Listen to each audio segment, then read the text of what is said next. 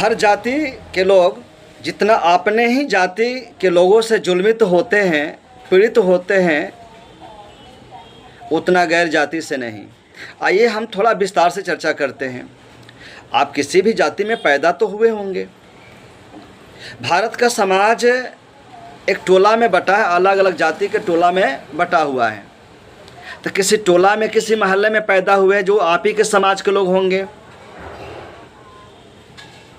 जो सबने खिलाया होगा, सबने आपको प्यार किया होगा। बड़े होते गए होंगे तो जिस तरह का आपको चाहिए उसको मोहल्ले वालों ने सहयोग किया होगा। लेकिन जब आपके पिताजी के भाई से झगड़ा हुआ, आपके ताऊ के बेटे से झगड़ा हुआ, तो लठ आपने भी निकाला।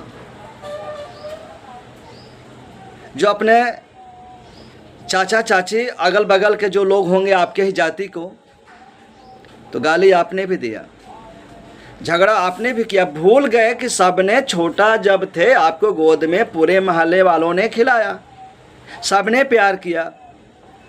आपने पक्ष लिया अपने पिता का। मामला थोड़ा और आगे बढ़ता और बड़े होते जाते हैं। स्कूल में जाते हैं तो टीचर दूसरे जाति का, हॉस्पिटल में जाते हैं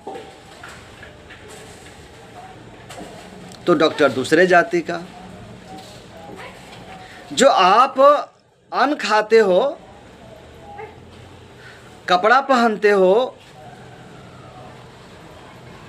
रोटी खाते हो, सब्जी खाते हो, आपको जवान करने में, आपको सेहत को खूबसूरत बनाने में योगदान दूसरे जाति का।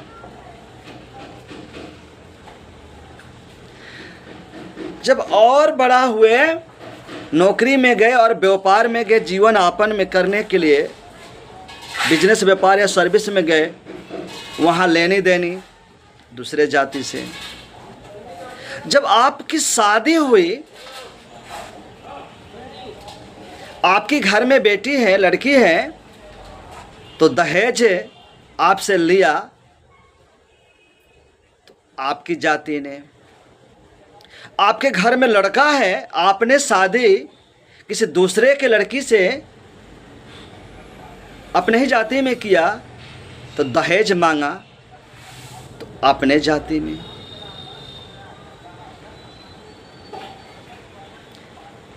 ओवरऑल और आगे बढ़ते गए, यानी पूरे जीवन में आपकी ज़िंदगी को खूबसूरत बनाने में, आपको जानवर से इंसान बनाने में लगा सभी जाति का। लेकिन देश के चंद लोग जिनको अपना राजनीति साधना हो, अपना मतलब साधना हो,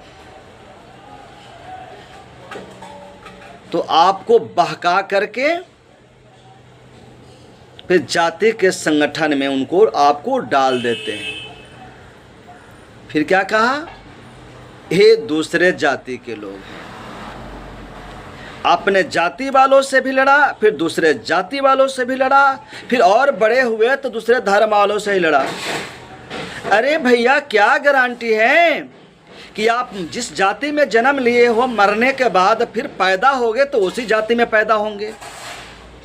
यार, इतना सुंदर खूबसूरत जो जिंदगी मिला है आपको, ये प्राकृतिक ने दिया है कि बड़ी खूबसूरती से, बड़े बेहतरीन तरीके से अपने जीवन यापन को करो, प्रकृति के रास्ते पर चले, जो प्राकृतिक जैसा कहता वैसा रहो।